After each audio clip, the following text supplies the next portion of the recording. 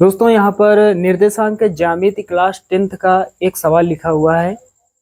ये जो सवाल है ये क्लास 10th के बोर्ड एग्जाम में अक्सर पूछा जाता है। तो एक बार सवाल पढ़ लेते हैं, उसके बाद इसको हल करते हैं। बहुत ही आसान सवाल है।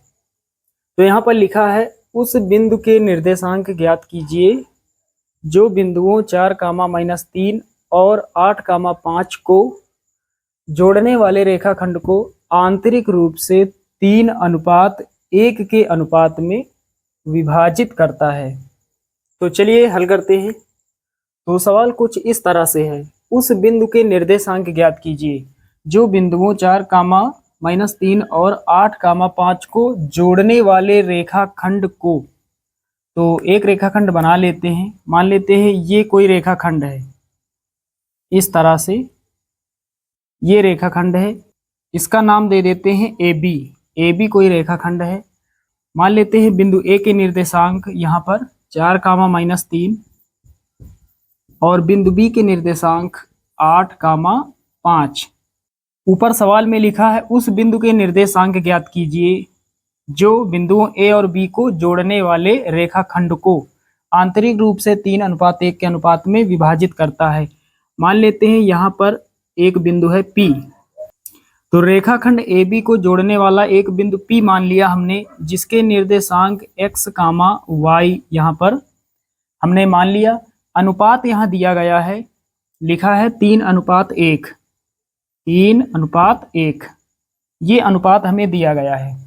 तो यहाँ पर हमें बताना है उस बिंदु के निर्देशांक। बिंदु हमने माना P, जिसके निर्देशांक x, y यानी x, y का मान हमें निकालना है। तो ये जो अनुपात दिया गया है ये m1 और m2 का मान है। तो साथियों यहाँ पर सभी मान लिख लेते हैं। तो लिखेंगे यहाँ m1 का मान कितना 3 और m2 का मान कितना 1। तो अनुपात जो दिया होता है वो m1 और m2 का मान होता है। उसके बाद यहाँ पर ये x1 है, ये y1 है और ये x2 है और ये y2 है। तो x1 कितना है, x1 है 4। उसके बाद x2 कितना है, x2 है 8। उसके बाद y1 का मान कितना है, y1 है -3 और y2 का मान कितना है, y2 है 5।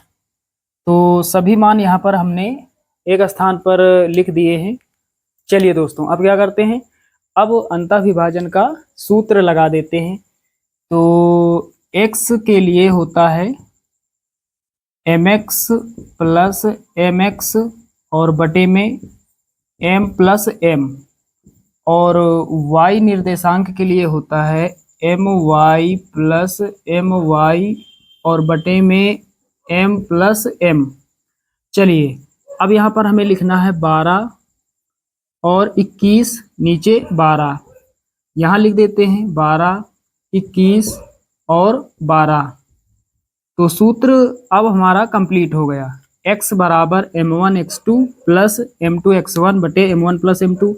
y बराबर होता है m1 y2 plus m2 y1 बटे m1 प्लस m2। यहाँ रख देते हैं। तो x बराबर m1 का मान कितना है, m1 है 3, गुणा लगाएंगे। x2 कितना है 8 है, फिर प्लस लगाएंगे। m2 1 है, गुणा x1 4, फिर बटे में m1 प्लस m1 का मान 3 है प्लस m2 का मान 1।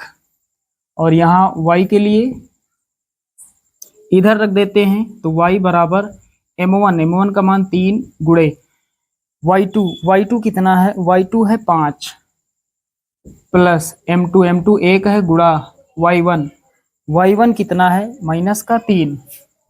y1 का मान -3 बटे में m1 प्लस m1 का मान 3, m2 का मान 1। चलिए सॉल्व कर लेते हैं। x बराबर 8 त्रिके 24 प्लस 4 1 4, नीचे कितना हो जाएगा 3 1 4। तो कितना हो जाएगा 24 4 कितना हो जाएगा 24 और 4 28 हो जाएगा। नीचे कितना, नीचे 4 1 4, 4 सते 28। तो x बराबर कितना हो जाएगा, 7 हो जाएगा।